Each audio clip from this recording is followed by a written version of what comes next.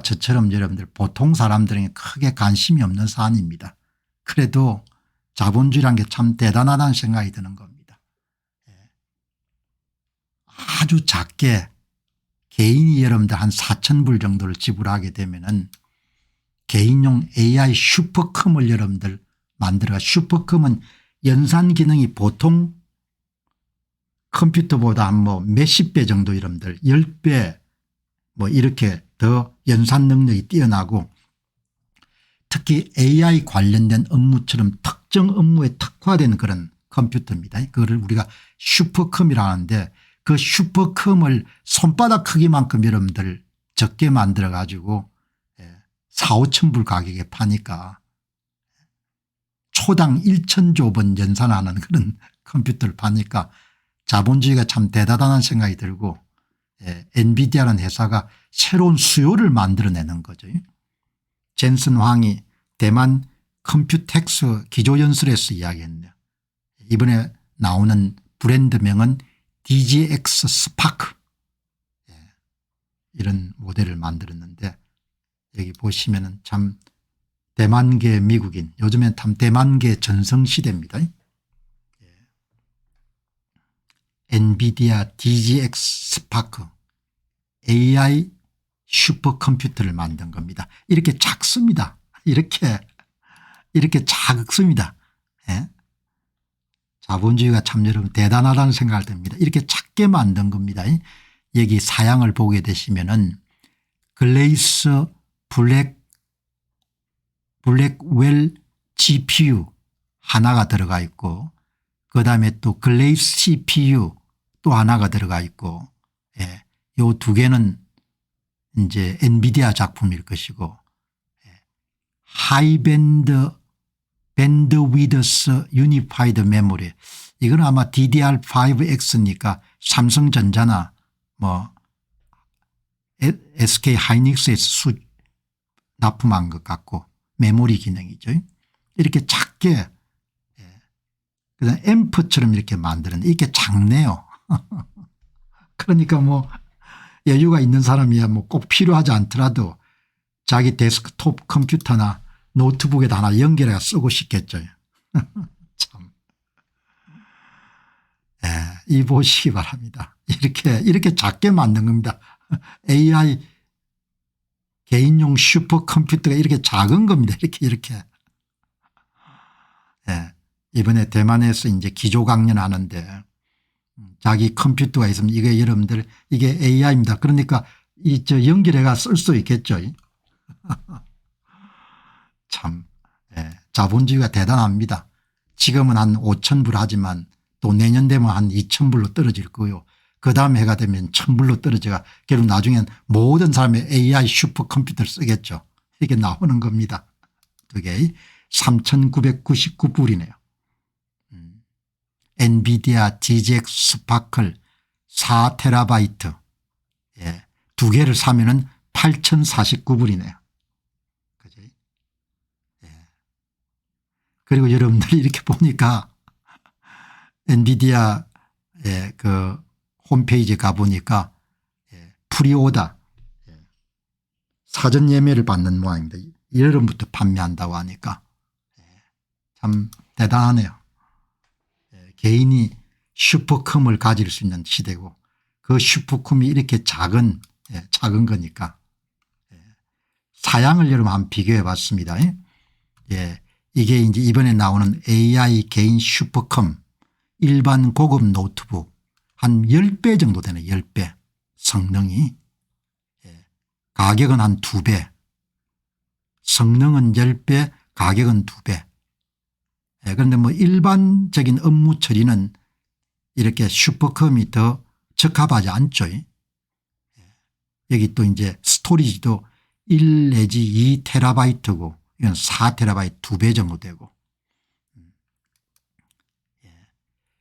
이 AI 개인 슈퍼컴은 AI 개발자나 데이터 과학자 연구자를 위한 그런 컴퓨터고, 일반 소비자에게는 과잉 성능이다.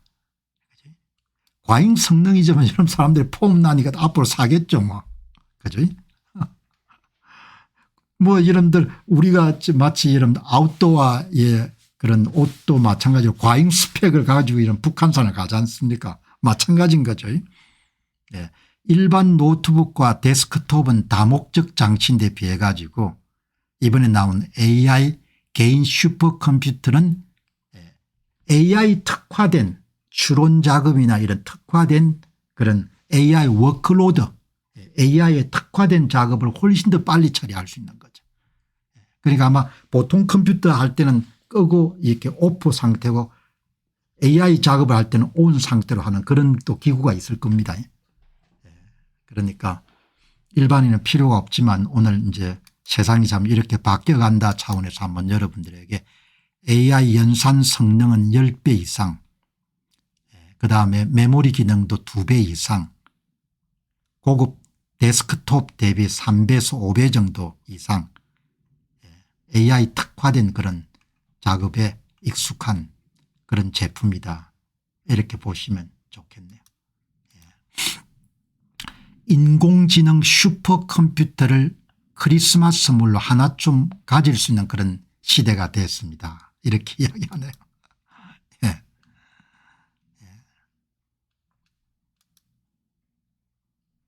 초당 1000조 번의 여름 연산. 이제 누구나 자신만의 AI 슈퍼컴퓨터를 갖고 모델을 훈련하고 추론할 수 있는 시대가 왔습니다. 여러분 지금은 별로 필요 안 하는데 또 뭐 1, 2년 지나서 여러분들 이 수요가 저도 가질 수 있겠죠. 왜냐하면 미래란 것은 뭐 확신 있게 지금 컴퓨터도 좀 이렇게 성능을 좀 더 업그레이드 했으면 좋겠다 그런 생각이 들지 않습니까? 그러니까 뭐 예단할 필요는 없을 것 같아요. 그래도 참 대단한 시대가 된 겁니다. 보면 이렇게 여러분들 엔비디아 개인 슈퍼컴이 이렇게 나와 가지고 주로 이제 이 슈퍼컴퓨터는 백열 처리에 굉장히 익숙하네요. 백열 처리에. 그다음에 일반 컴퓨터는 백열 처리 능력은 제한적이고 그래서 GPU가 이런 히트를 친 거죠. 극도로 높은 연산 성능 그리고 AI 작업에 특화된 설계 어떻든 간에 엔비디아 참 대단한 회사입니다. 자, 여기 이제 오늘 보시면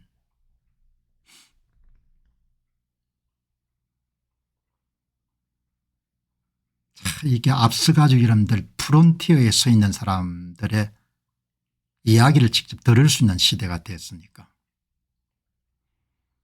젠슨 황 여러분 주장의 핵심은 뭔가 하니까 그동안 이런저런 로봇이 나왔는데 그 로봇이 여러분들 활성화되기 어려웠던 것은 규모가 너무 작았다는 겁니다. 수요 대수도 작고 생산 대수가 굉장히 작았다는 거죠. 그런데 이제 앞으로 출시된 휴머노이드 로봇, 휴머노이드 로봇은 과거의 이런 로봇들하고 다른 정도의 스케일, 수요처하고 이런 것이 개발이 될 것이다. 그런 내용을 이렇게 이야기하네요. 그것을 이제 일론 머스크가 동의한다 이렇게 표현했는데 이번에 새로운 컴퓨텍스 2025 기조연설에서 엔비디아의 CEO인 젠슨 황은 휴머노이드 로봇이 유일하게 작동할 수 있는 보편적인 로봇인 이유에 대해 중요한 논거를 제시합니다.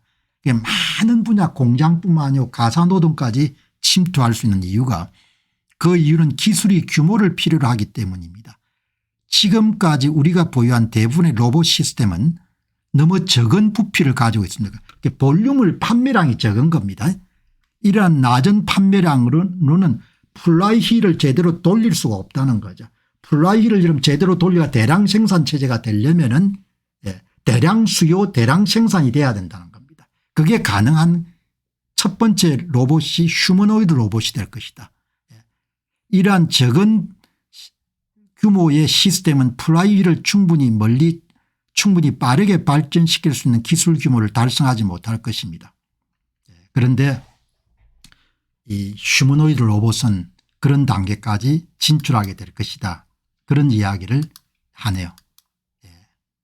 그러니까 여기 제가 그걸 읽고 든 생각은 어떤 기술이나 상품이든 일정한 규모를 확보해야 되는데 로봇 세계에서 그런 상품은 휴머노이드 로봇이 될 것이고 젠슨 황은 우리는 플라이휠을 돌리기 위해서 충분한 기술을 투입할 것이다. 가사 여러분들 뿐만 아니고 많은 부분을 대체할 것 같습니다. 여러분들 이렇게 최신 정보를 X를 통해서 받을 수 있는 겁니다. 주류 언론들에서는 이런 것을 여러분들 받기가 힘든 거죠.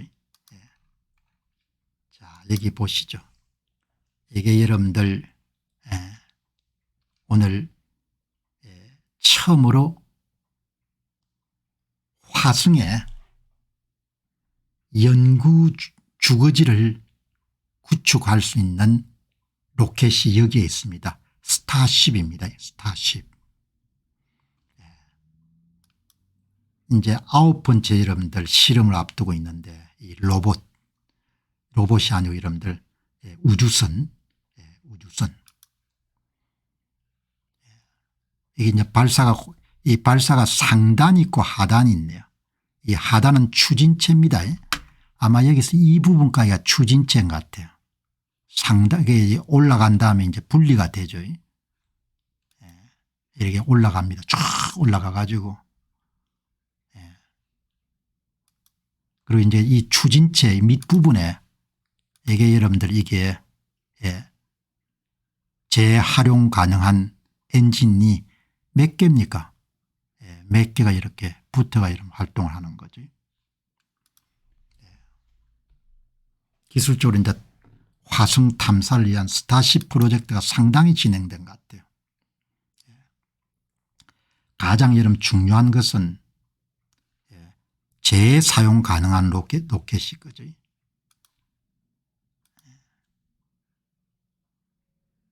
화성 탐사와 화성 정주 계획을 위한 기술은 지금 착실히 전진하고 있습니다. 스페이스 엑서사이즈 스타쉽 그리고 재활용 로켓 추진체 등이 지금 이미 검증된 바가 있습니다. 이렇게 이야기하죠. 그래서 언젠가 실방송 진행하는데 한 분이 아니 화성을 왜 갑니까? 그렇게 이야기하지 않습니까? 일론 머스크가 정신이 나간 모양입니다. 이렇게 생각하시는 분도 계실 겁니다.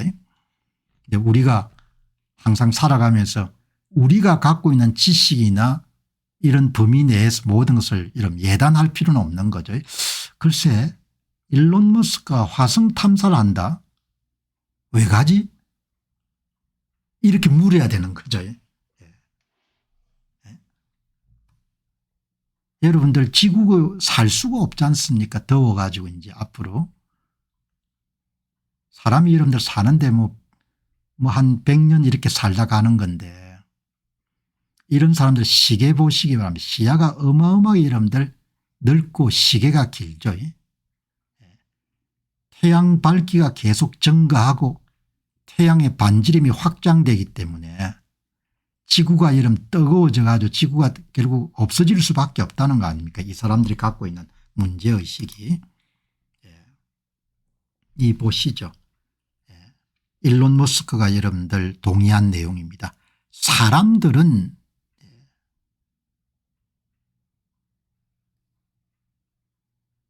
지구가 여러분들 그냥 소멸하기 전에 약 3천만 년 정도만 갖고 있다는 것을 잘 이해하지 못합니다.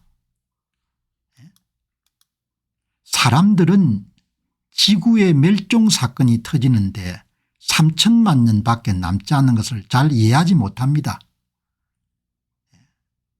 우리는 그 시간 척도에서 은하계 평면주의를 진동하면서 유성 폭격을 받고 결국 지구가 멸망할 겁니다.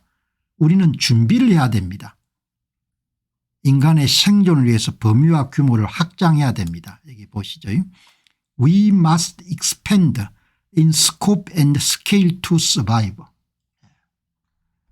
이런 공 박사님 이렇게 황당한 이야기 왜 자꾸 하십니까? 이렇게도 볼 수 있는데 저는 이런 걸 다루게 되면 시계도 여러분 길어지고 시야도 엄청나게 확보가 되지 않습니까? 우리는 준비할 필요가 있습니다. 우리는 우리의 시계와 시야를 더 확장해야 됩니다. 서바이벌 하기 위해 가지고. 지구가 더워서 못 산다는 겁니다.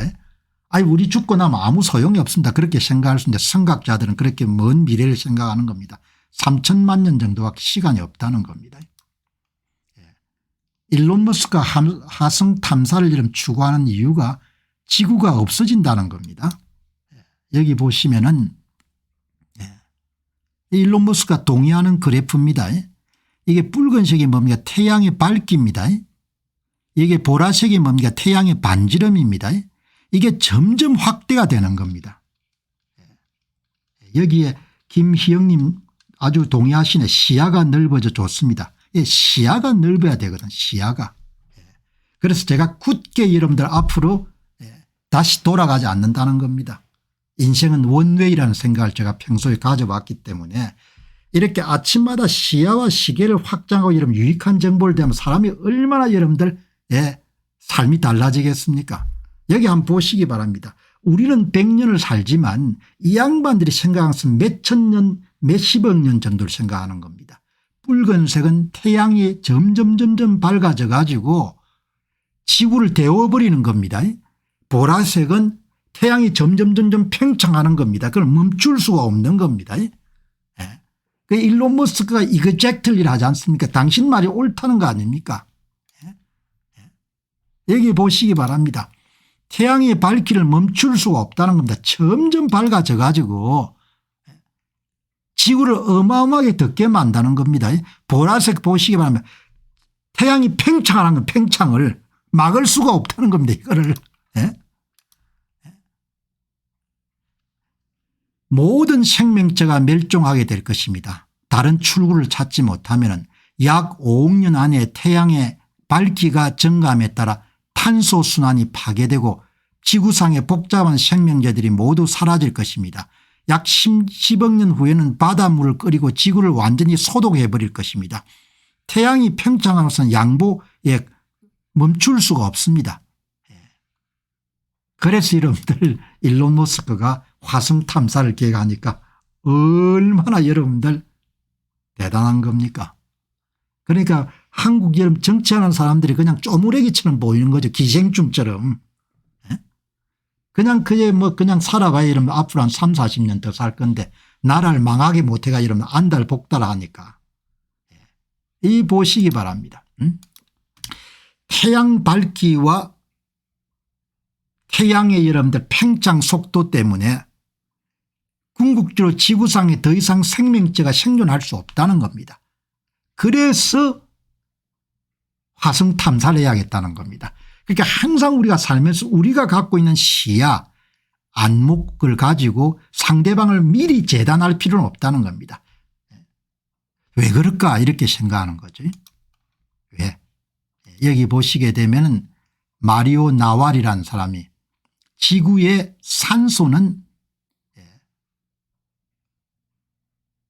마감 시간이 있습니다. 지금으로부터 10억 년 정도면 지구에 산소가 없어질 겁니다. 뭐 이런 이야기를 하는 겁니다. 자, 여러분 그래서 오늘 스타쉽 화성 탐사를 여러분들 한번 살펴보도록 하겠습니다. 진짜 이 황당한 계획이 진짜 어떻게 추진되고 있냐. 여러분 저와 함께 하면서 날로 여러분들 세상 여러분들 보는 안목이 달라지는 겁니다. 여기 보시죠. 도지 디자이너라는 분이 뭐라고 이야기했는가 하니까 스타쉽에서 지구를 본 겁니다. 지구를. 스타쉽의 지구를. 이게 지구입니다. 믿을 수 없는 지구입니다. 겉으로는 참 아름다운데 안은 또 얼마나 복잡합니까? 그리고 이 여러분들 쏘아 올린 우주선에서 분리가 됩니다. 하단이 추진체가 이렇게 분리가 됩니다. 이게 하단 추진체가 이렇게 분리돼 나가는 겁니다. 이렇게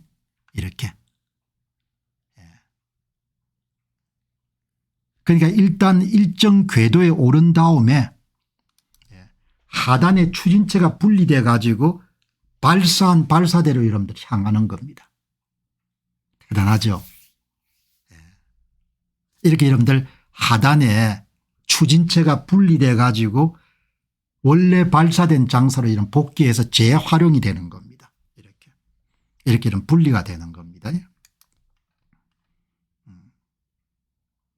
앞에서 말씀드린 바와 같이 나는 믿을 수가 없습니다.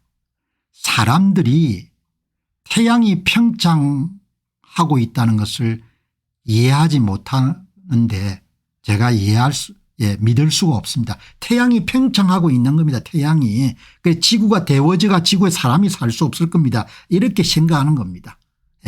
도슨 백위드라는 분이 아마 기업에서 근무하고 계신 분인데 이분의 이름들 트위터를 이제 X를 방문해 보니까 이렇게 이런 분리된 추진체가 발사대로 돌아오는 과정이 나오네요. 이렇게 보시기 바랍니다. 발사대로. 여기에 엔진이죠. 이 추진체가 궤도에 진입하고 난 다음에 우주선에서 분리돼 가지고 돌아오는 겁니다. 이렇게 분리돼 가지고 스타쉽에서 분리돼 가지고 이렇게 돌아오는 겁니다. 이렇게. 이렇게 돌아오는 겁니다. 쫙 여러분들 돌아와 가지고 여러분들 이렇게 착륙하는 겁니다. 화성 탐사 우주선 스타쉽입니다.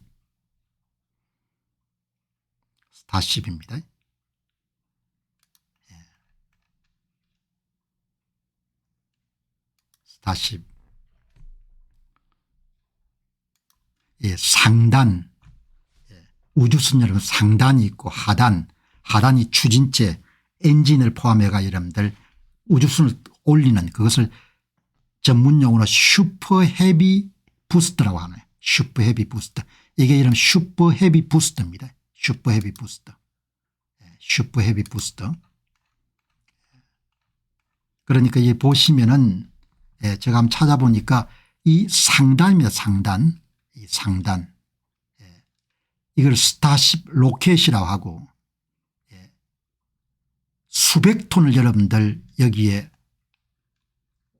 캐리할 수 있는 겁니다. 수백 톤. 100명 사람들하고 수백 톤을 이렇게 할 수 있고 이게 추진체입니다. 부스터. 슈퍼 헤비 부스터. 슈퍼 헤비 부스터. 여러분 그러니까 앞에서 보시게 되면은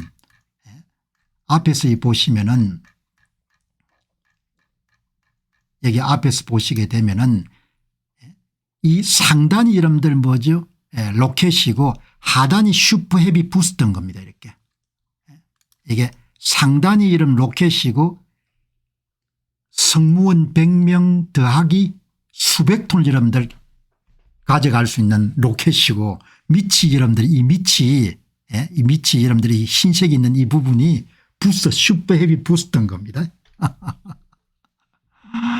스타쉽입니다. 스타쉽. 이렇게 저도 평소 궁금해서 오늘 한번 정리해 보니까 상단을 스테이지 쉽이라고 하고 그다음에 하단을 슈퍼 헤비 부스트라고 부르는 겁니다. 슈퍼 헤비 부스트는 발사 타워의 복귀 이후에 재사용되니까 이 보시면은 스타쉽은 스페이스X의 차세대 우주선입니다. 이제 바로 9번째 여러분들 비행을 앞두고 있는데 상단의 스테이지와 하단의 슈퍼헤비 부스트로 구성되어 있고 스타쉽은 슈퍼헤비 부스트 33개의 랩트 엔진으로 발사됩니다. 여러분 이게 33개가 있는 겁니다. 33개의 여러분들 엔진이 이렇게 있는 겁니다. 여러분 33개. 발사 이후에 스타쉽은 일정 고도 60에서 150km에 진입하게 되면은 핫 스테이징 기술을 통해 가지고 상단 스테이지와 하단의 이런 슈퍼헤비 부스트가 분리가 됩니다. 핫 스테이징 기술은 분리 직전에 상단 스테이지 엔진을 점화하며 부스트와 분립된 이후에 즉시 추진력을 유지한 방법입니다. 그러니까 여러분들 궤도에 진입할 때까지는 부스트를 추진력을 가지겠지만 궤도에 일단 이러면 안착한 다음에 분리되기 전에 상단이 자체 이런 추진 능력을 갖추게 되고 하단 이런 분리가 되면서 다시 이런 발사대로 돌아오는 겁니다. 핫 스테이징은 분리 직전에 상단 스테이지 엔진을 점화해 부스트와 분리된 이후에 즉시 추진력을 유지하는 방식입니다. 2023 최근입니다. 11월에 처음 성공적으로 시연됐고 상단 스테이지는 6개의 랩트 엔진으로 가동되고 목적지로 이동하거나 재진입을 준비합니다. 화성까지 가는 것은 상단 스테이지가 가는 거네요. 궤도까지 올리는 것은 슈퍼 부스트가 하고 분리된 슈퍼 헤비 부스트는 지구로 복귀해서 현재는 발사 타워에 젓가락 팔로 착륙하거나 인근 해연에 연착륙합니다. 2024년 10월 13일에 슈퍼 헤비 부스트가 발사 타워에서 최초로 해수 성공했고 이후에도 2차례 더 비슷한 착륙에 성공했습니다.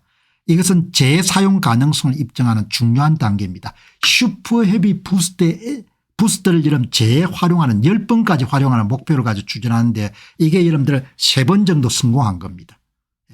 복귀 이후에 부스트는 점검과 수리한 이후에 다음 발사에 활용됩니다. 이 문제는 상당히 해결됐는데 상단에 여러분들 우주선을 재활용하는 부분은 조금 지금 기술적으로 조금 난제들이 있는 모양입니다.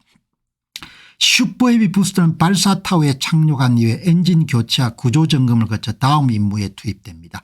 2025년 5월 기준으로 부스트 재사용 시간은 약 2주에 4주로 단축됐습니다. 스페이스X는 부스트 재사용을 통해 발사 비용을 1회당 200만 달러로 낮추려 하고 있습니다. 이것은 기존 로켓보다 3천만 달러보다 훨씬 저렴합니다. 일론 머스크가 엄청난 기여를 한 겁니다. 3천만 달러가 들던 여러분들 부스터 가격을 200만 달러까지 낮춘 겁니다. 발사 비용을. 상단 스테이지의 재진입 및 착륙 성공률은 아직 낮아 부스트만 재사용되는 경우가 많습니다. 그러니까 하단의 부스터 재사용 기술은 상당 부분 지금 축적이 됐고 상단 로켓을 여러분들 로켓이 착륙을 해가 다시 사용하는 것은 지금 조금 이렇게 기술적으로 난제들이 있는 모양이에요. 어마어마한 이야기입니다. 거의 천재입니다. 천재. 이제 9번째 준비하고 있는 모양입니다. 9번째. 스타쉽은 9번째 비행 테스트를 앞두고 있습니다. 발사기지로 텍사스 스타베이스 발사기지도 있고 플로리다의 KSC LSC 37에서도 발사대 건설이 진행 중입니다. 이게 여러분들 궤도에 진입한 이후에 슈퍼 헤비 부스터가 다시 지구로 돌아오는 과정을 이게 여러분들 30몇 개 여러분들 엔진이 사용되는 겁니다. 야, 과학자들 대단하죠. 어마어마한 겁니다. 진입하는 겁니다. 오래간만에 궁금했는데 한번 정리해 가지고 다시 한번 스타쉽 로켓 100톤 이상을 여러분들 짐을 실을 수 있고 100명 이상을 여러분 100명 정도를 실을 수 있는 겁니다. 슈퍼 헤비 부스터 33개의 엔진 랩탑 엔진과 33개가 여러분들 연결되어 사용되는 모양이죠. 여기 보시기 바랍니다. 기술자들이 얼마나 대단한 사람들인지 실패도 많이 했습니다. 2019년 7월 26일부터 시작돼 가지고 2024년 4월 20일 날 이 분리하는 데 실패가 폭발합니다. 2024년 11월 18일 날 핫스테이지 기술은 성공했는데 상단 하단이 모두 또 폭발합니다. 계속 문제를 여러분들 해결하면 여기까지 그다음 진입했는데 소실되고 상단 스테이지가 대기 재진입 이후에 인도양에 연착륙했고 5번째 비행 테스트에서 제대로 2002년 10월 달에 젓가락 팔로 최초로 해수가 됐네요.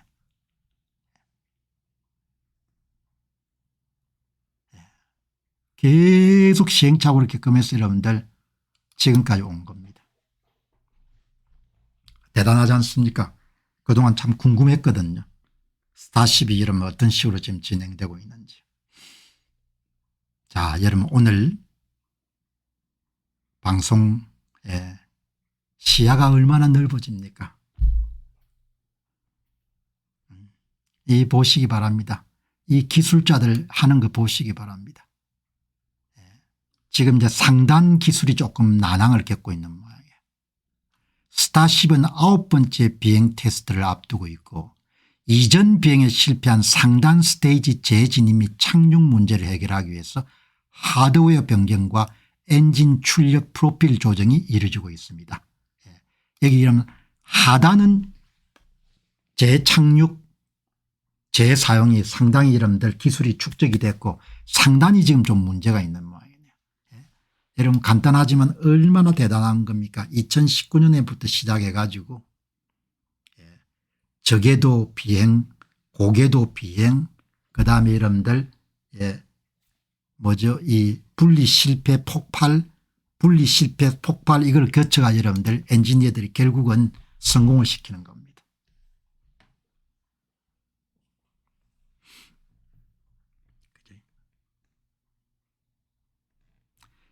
스타베이스에서 연간 스타쉽 발사 횟수를 5회에서 25회로 확대 승인하다. 연간 25회 착륙도 허용하다. 이거를 가지고 이제 뭐 일론 머스크가 특혜를 받았다 이렇게 이야기하는 거죠. 원래 규제를 완화해 줘야 될 건데. 여러분 세상 살기 참 힘듭니다. 돈 벌기가 무진장 어려워요. 돈 아껴 써야 되는 거죠. 건강도 아껴 쓰고 세월도 아껴 써야 되는 것이고 진짜 진하게 살아본 사람들은 아는 거죠. 돈을 벌기가 얼마나 힘든지. 그래서 옛날에 여러분들 어른들 종이 한 장도 허투루 쓰지 않는 것이 이제는 다 이해가 되는 거죠. 돈 벌기가 그렇게 어렵습니다. 뭐 정치하는 사람들 지금 입에서 1조 2조 나오는데 1조 2조를 벌려면 얼마나 여러분 힘든 일인지 나중에 피눈물 흘릴 겁니다. 돈 그렇게 낭비하고 해가지고. 오늘 여러분들 하고 싶은 이야기는 이분 사람들이 지구 달이 평창하고 있다는 걸 잘 이해를 못하는 게 내가 믿을 수가 없다 이렇게 도슨 백위스라는 그런 회사의 CEO입니다. 이분 이야기를 이제 방문을 한 겁니다. 제가 이분이 이런 이야기를 했어요. I can believe 사람들이 지구가 이런 태양이 확장이 돼 가지고 확대가 돼 가지고 지구에 살 수 없다는 것을 사람들이 이해하지 못하는 걸 자기가 믿을 수가 없다 이런 이야기를 해서 이분이 어떤 분인가 하고 제가 들어가 보니까 회사의 CEO입니다. 회사의 CEO. 그런데 그 밑에 보니까 이런 붙박이로 글을 뭘 해놨는 거 하니까 유전자 검사업체에 23&me 한때 실리콘밸리에서 60억 불의 시장 가치를 자랑했던 23&me가 결국은 부도가 나서 제약회사인 리제너론에 2억 5,600만 불로 팔렸습니다. 이 리제너론이라는 회사는 여러분들이 이 회사에 제공한 DNA를 어떻게 하겠습니까? 무슨 일이 일어나겠습니까? 이렇게 해서 여러분들 이 23&me라는 회사를 믿고 유전자 정보를 제공했던 그런 고객들이 항의하는 그런 기사가 난 겁니다. 여러분들 60억 불 정도를 호가하던 회사가 2억 5천만 불 정도에 그냥 팔린 겁니다. 가장 유망하던 그런 회사가. 그래서 궁금해가지고 한번 찾아봤습니다. 제약 분야는 제가 별로 이렇게 조회도 없고 또 관심도 별로 안 가졌기 때문에 보니까 이 23&me가 팔았던 상품이 퍼스널 지네틱 서비스라는 그런 개인의 유전자를 이런 분석해 가지고 발생 가능한 그런 뭐 병이나 이런 것을 판별해 주는 건데 시총 8조 8천억까지 나갔네요. 이게 이제 3월 25일자 기사입니다. 그다음에 이제 그래서 제가 가장 궁금한 것은 이 회사가 어떻게 어려움을 당했을까. 그래서 여러분들 기사를 보니까 이런 문장이 나오네요. 매출 감소, 해킹 사건. 해킹 사건은 신뢰도를 저하했을 것이고 매출이 감소를 했다. 유전자 검사에 대한 수요는 굉장히 많을 건데 이 유전자 검사 업체거든요. 고객들이 자기 혈액 같은 걸 제공해 가지고 유전자 검사를 받는 겁니다. 매출이 감소한 겁니다. 그래서 여러분들 제 이제 이야기의 요지는 궁금한 겁니다. 매출이 왜 감소했지? 여러분들 매출이 보니까 23andme는 일회성 유전자 검사 키트 판매가 주 수익원이었는데 한 번 고객들이 이런 구매를 하고 나면은 추가적으로 구매할 필요가 없는 겁니다. 유전자는 변화가 안 되니까. 그래서 그거를 탈피하기 위해서 구독 서비스 도입까지 했지만 매출이 안 늘어난 겁니다. 가끔 여러분들 이런 상품을 사가지고 쓸 때 아주 튼튼한 상품을 만났을 때는 그런 생각이 들거든요. 야, 이거 이렇게 제품을 튼튼하게 만들어가 좋기는 한데 소비자 입장에서는 한 번 사고 나면 이 상품을 구매를 하지 않을 것 같은데 이거 어떻게 하냐. 그러니까 그 판매 회사 입장에서 걱정이 되는 겁니다. 재구매할 그런 상품이 아닌 겁니다. 유전자 검사라는 것은. 그다음에 이제 대규모로 데이터가 한번 유출됐던 모양이네요. 그다음에 뭐 이제 그 한계를 극복하기 위해서 노력했는데 사업 모델을 바꾸는 것이 그렇게 쉽지 않지 않습니까? 그러니까 오늘 이제 한번 확인한 것은 23andme라는 그런 유전자 검사 업체의 가장 큰 고민은 재구매할 수 있는 그런 상품이 아닌 사업 모델 자체가 한 번 구매하고 여러분들 그냥 다시 추가 구매가 없는 사업이니까 실패를 한 겁니다. 사람들이 무슨 뭐 방만하게 했다 뭐 그런 것보다는 똑같은 상품이 이런 뭔가 하니까 이 타파웨어거든요. 상품 아주 좋은 상품이지 않습니까? 밀폐용기 주방용품인데 재구매가 일어나기 힘든 거죠. 물건을 좀 사고 나면은 워낙 튼튼하니까. 방문 판매를 가지고 여러분들 크게 성공을 했는데 방판 시대가 가고 재구매할 수 없는 상품이 너무나 튼튼하게 좋은 상품이니까 그래서 실패를 한 거죠. 똑같은 사례인 겁니다. 그런데 여러분들 한번 또 찾아보니까 이런 경우가 많네요.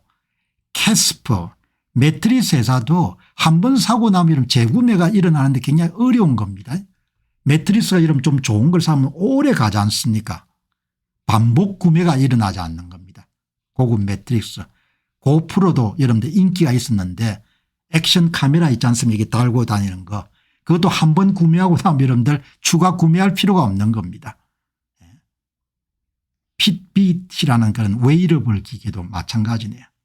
재구매가 안 일어나면 펠로톤이라는 여러분들 실내용 자전거도 마찬가지고 크레용도 요즘에 어려운 모양이네요. 하고 싶은 이야기는 재구매가 일어나지 않는 사업 모델은 어려움을 경험할 수밖에 없다도 있지만 돈 벌기가 이렇게 어려운 겁니다. 돈 벌기가. 돈 벌기가 이렇게 어렵기 때문에 참 아껴 쓰고 그렇게 해야 되는 거죠. 자, 여러분 오늘 방송 여기서 이제 마무리하고 또 여러분 내일 새 주제 준비해 가지고 여러분 찾아뵙도록 그렇게 하겠습니다. 오늘 좋은 시간 되시고 귀한 시간 만들어 가시기 바랍니다. 고맙습니다.